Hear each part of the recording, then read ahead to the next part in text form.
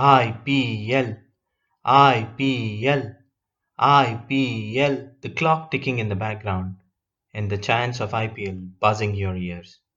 That is a sign of a premier T20 tournament coming your way. Well, this is a special episode dedicated to IPL.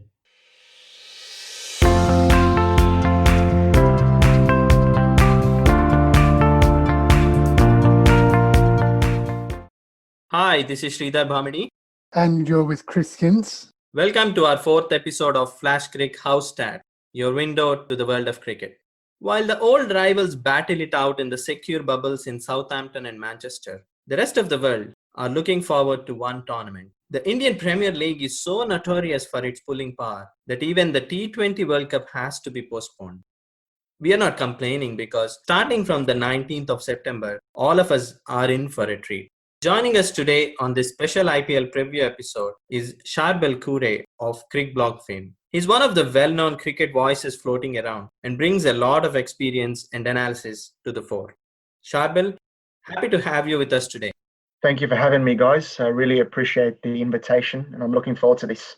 As usual, Chris is on the stats and the little bird tells me that his cupboard is overflowing today and we might have to extend our session. He may take us deep into stoppage time. Oh no, I have to stick to cricket, right? Pleasure to be here. And yes, we certainly do have a stats-packed IPL preview coming up. And this is going to be one hell of a season after all this build-up and anticipation.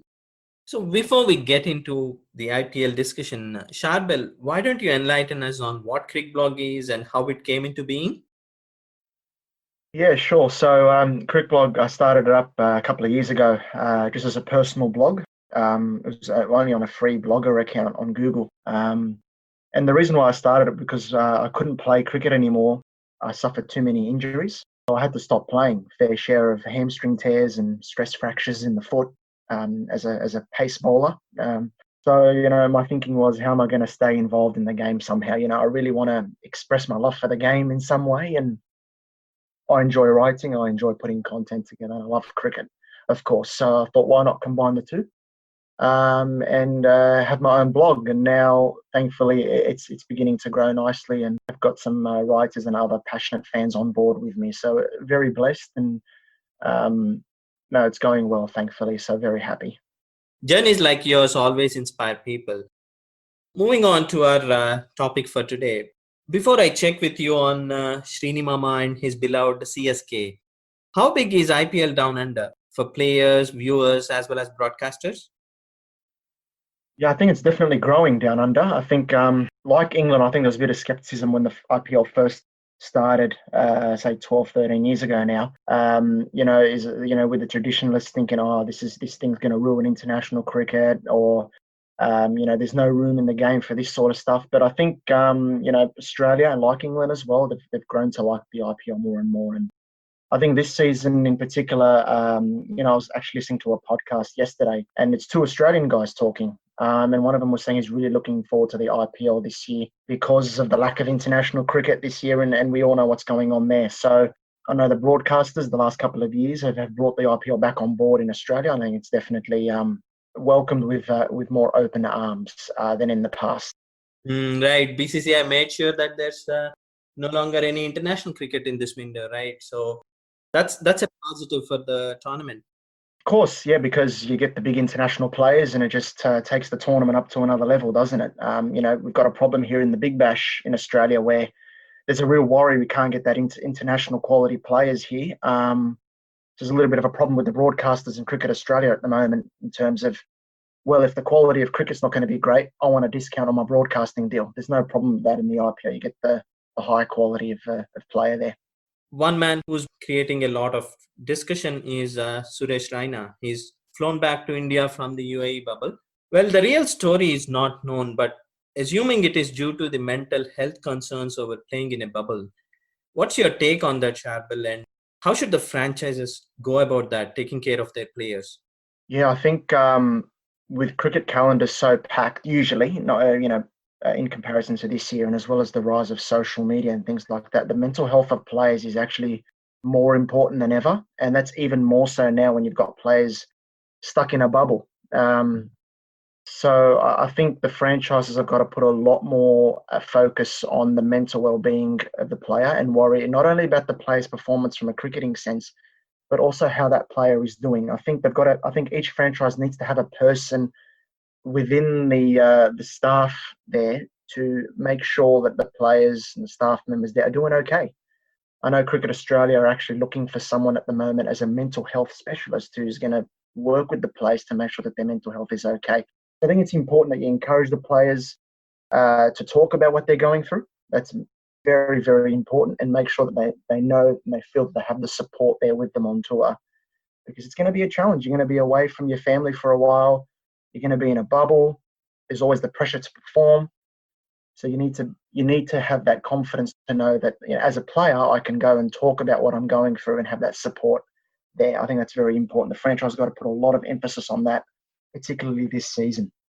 On a lighter note, Raina was pissed off at not being given a hotel room with balcony, just like MSD was. So if you're listening to this podcast, Raina, we promise you a double balcony room. So please join our commentary team for the IPL. Moving on to the stats, Chris, how much is Raina worth for CSK in numbers? Because he is Mr. IPL for me.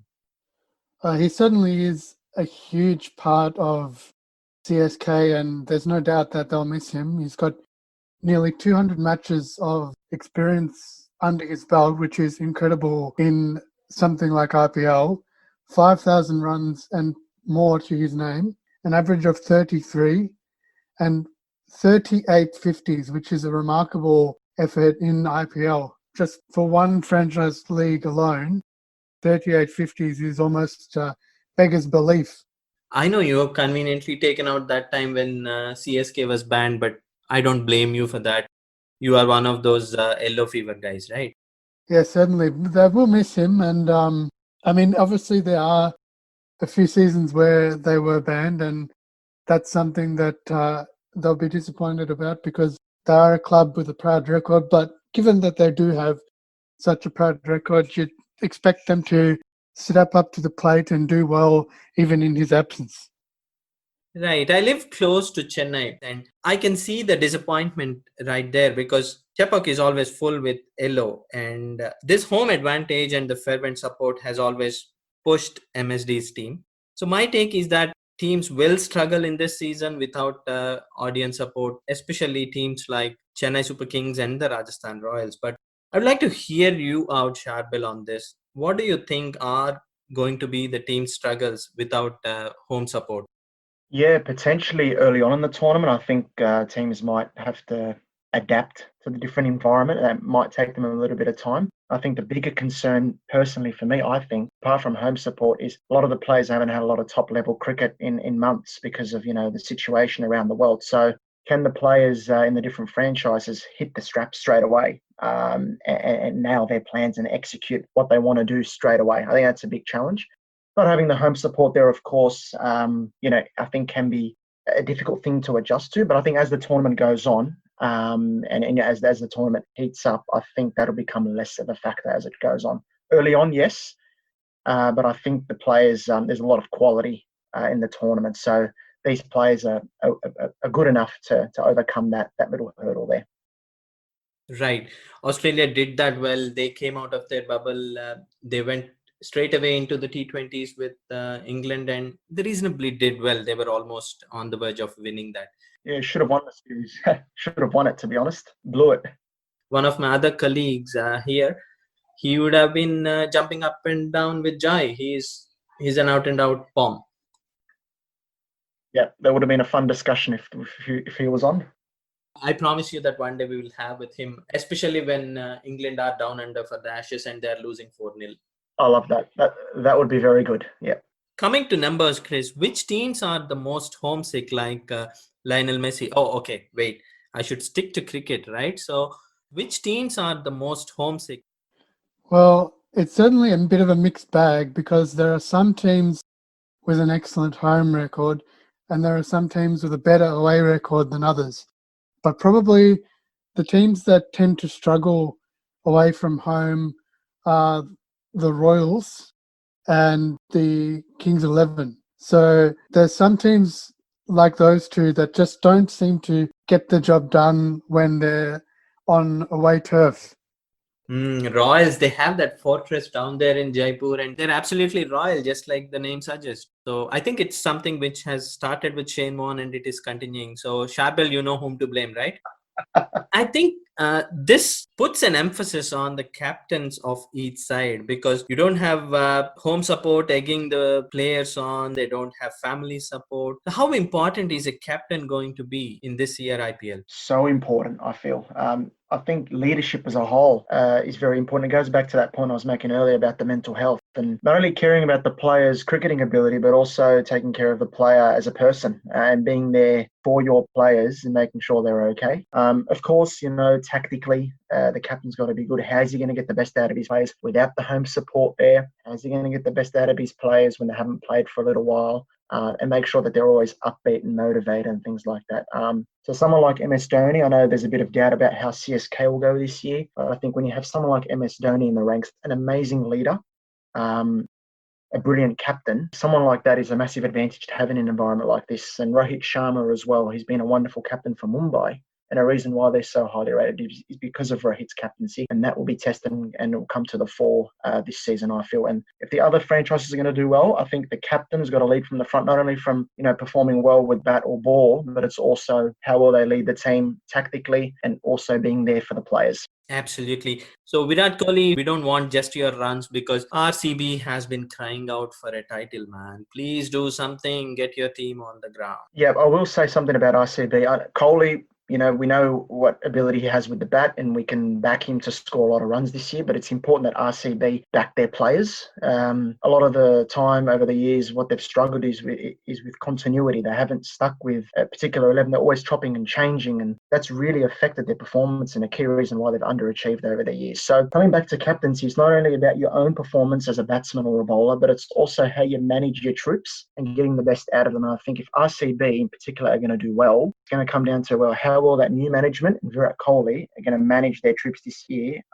backing their players and making sure the players perform to the best of their ability. Absolutely crucial this year, the leadership and captaincy component of it. Right. He has a good set of people around him this season, Mike Hesson and Simon Catt, an underrated player who's always punched above his weight. So let's hope that the Pep Guardiola within Virat Kohli doesn't give in to his urge of changing and chopping, and then settles down to a nice team. Loving the football references in this podcast, but that's 3 already. On fire, mate. Well, that's a hat trick for you, Sridhar. Well done for that one. I have to write it down somewhere because I shouldn't be speaking football. Anyway, Chris, I guess you have some special players in your list who love traveling. So any picks for us? Yes, there are definitely some players that do tend to do well away from home. And there are certainly teams that do tend to start well and do well away from home. But as Charbel has been saying, leadership is very, very important. And there are 2 names that stick out for me when it comes to playing well away from home, and that is actually the captains. So he mentioned Rohit Sharma, and he's one of the best players in terms of away record, and also Virat Kohli, who's also performed very well home and away and led from the front. And both of them with several thousand runs to the name in IPL cricket and plenty of matches under the belt. So Rohit Sharma with nearly 200 matches under his belt, 188 games, and Virat Kohli with 5,000 runs to his name and 177 matches under his belt. And both of those guys are players who tend to do very well away from home. But of course, let's not forget one of the main men from KKR who tends to do very well. And that is, of course, Orion, who is a very important figure for whoever he plays for, whether it's the West Indies, KKR, or even Trinbago Knight Riders. So Charbel, other than those, do you have your top 3 Indian picks that you are keenly watching out this season? Yeah, I do actually. I'm really keen on watching Shubman Gill for KKR. I think he's going to have a longer run at top of the order for KKR. And he's all class, this player. He's got a bag full of talent. So I'm very interested to see how he goes. And I'm very interested to see if they do go with Orion as the opening batsman there, how that partnership will work. Because I think that has the potential to be a very good opening partnership. Orion can get a very quick cameo to get the innings going, which takes the pressure off Shubman Gill. Then, of course, you've got that great middle order of KKR to follow. So he's one player I'd like to keep an eye out for. I also want to keep an eye out for a guy from RCB. I don't know if I'm pronouncing his name correctly. It's Devdutt Padikkal. Is that how you say his name? You won yourself an Amazon voucher for just picking up Devdutt Padikkal. Yeah, because I think RCB have always had a problem, right? Middle order, finishing, etc. If the top order doesn't perform, they're in big trouble. But this kid has got incredible statistics, and there's a lot of talk about him as a real potential X factor for RCB this year. So I want to really keep an eye on him and see how he goes, because if he goes well, RCB, there could be another element to RCB's game this season. The third player, I'm really looking forward to see KL Rahul, how he goes. He's going to be captaining Punjab this year, so I want to see how he manages that aspect. We were talking about the importance of leadership earlier, and that's going to be very important for KL Rahul, how he leads his team, but also how well he can score. He's had a wonderful couple of years in IPL. He was absolutely outstanding for India, late 2019, early 2020, across ODI and T20 cricket. So I'm really looking forward to seeing how he goes. I think Kings 11 this year have quite a good team, actually. And if he gets going, it just elevates them even further, I reckon. So they're my three. You know what? 2 of the 3 picks that you got are from Bangalore. So I guess you have a connection with RCB. Are you not a secret scout for them? I wish I was, because I would do things differently than they have done over the years, that's for sure. So who are your top 3 Australian picks? Are there any specific names that we should be following? Yeah, I think, of course, Pat Cummins, for obvious reasons, the big price tag. And KKR, I think maybe a little gap in their repertoire this season is their death bowling. They're going to be turning to Pat Cummins to bowl well at the death. If he can, produce the goods at that key stage of the innings, I think you're going to see money well spent there. So they invested heavily in Pat Cummins. So how he goes will be very, very interesting to see. A second player, I think, is Glenn Maxwell. He's back at Kings 11 Punjab this season. He can frustrate, but at the same time, he can produce the extraordinary. We know that. But he also has a very good record in the UAE. Last year against Pakistan in the UAE in ODI cricket, he averages, I think, nearly 50 in ODI cricket in the UAE. He did very well in IPL cricket about 6 years ago. So I think he'll be crucial, because Kings 11 Punjab have had a problem with their middle order over the last couple of seasons. If he gets going, Kings 11 are going to be a real threat, I think, to the title this season, if he gets going. I think my third pick is actually David Warner. Amazing cricketer, again, a captain. And if Sunrisers Hyderabad are going to really rely on him this year and make an impact in the tournament. We all know what he's capable of. He's won the Orange Cap 3 times, one of the all-time great T20 players, in my opinion. He's got to perform well this year if Sunrisers Hyderabad are going to do well. So those 3 players, from an Australian perspective, have got a very important role to play in their respective franchises there. I think Warner might struggle because there is no Barmy army behind his back and taunting him. I think that's a bigger problem for Steve Smith, actually. He loves the attention. You saw in the Ashes last year and the World Cup, like, people were giving him abuse, but it sort of spurred him on. He didn't have that this year in the T20 series.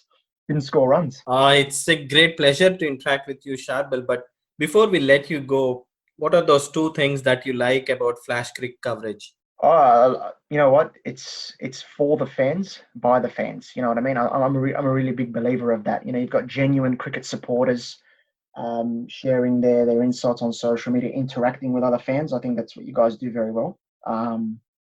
Another thing I like is your statistical focus as well. Us cricket fans, we're crazy about our stats, and you guys come up with a number of beauties. So keep up the good work. Wonderful. So one suggestion for us commentators going forward? Yeah, one suggestion I would say, if I've got your live scores on my desktop, I think the score wasn't showing on my tab. So I think you can edit that, make sure the score is showing on the tab. It makes life easy. So that's the only thing I would say. But other than that, you're doing very well. That was lovely, Charbel, and nice of you to take your time out of your IPL heavy calendar. A reference to Lionel Messi transfer saga is playing out in my head, but just like Harry Potter getting inked, I have written on the back of my hand, no football references. We hope to have you back on our podcast sometime later in the season and many more episodes. I'll be glad to come on again. Thank you for inviting me, guys. That brings us to slogovers, and It is time for Chris to belt the ball out of the park with his news. Chris, you have 60 balls, that is 60 seconds, to smash it like Josh Butler. And to be batsman friendly, we are sending out Adam Zampa to ball. Ain't I generous, Chris? Let your news begin. Dan Christian has come out in support of the Black Lives Matter movement and suggested that he has faced plenty of casual racism in his time as an Australian player. The South African camp has had a culture camp meeting to conduct an inquiry into their team culture. Was Bruce invited to that culture camp? And Bruce, unfortunately, was not invited. Tabraiz Shamsi has said South Africa has formed a stronger team culture following that camp. And then, of course, we have the T20 series, which was recently wrapped up. All the hosts on this show are expected to evacuate through the nearest exit as IPL fires have started blowing from UAE. There you go. That brings us to an end to this special episode on IPL. Hope you have all liked it. Let us know your thoughts and buzzers if you want to join us on the future episodes. Until the next time we meet, it's Adigos Amigos.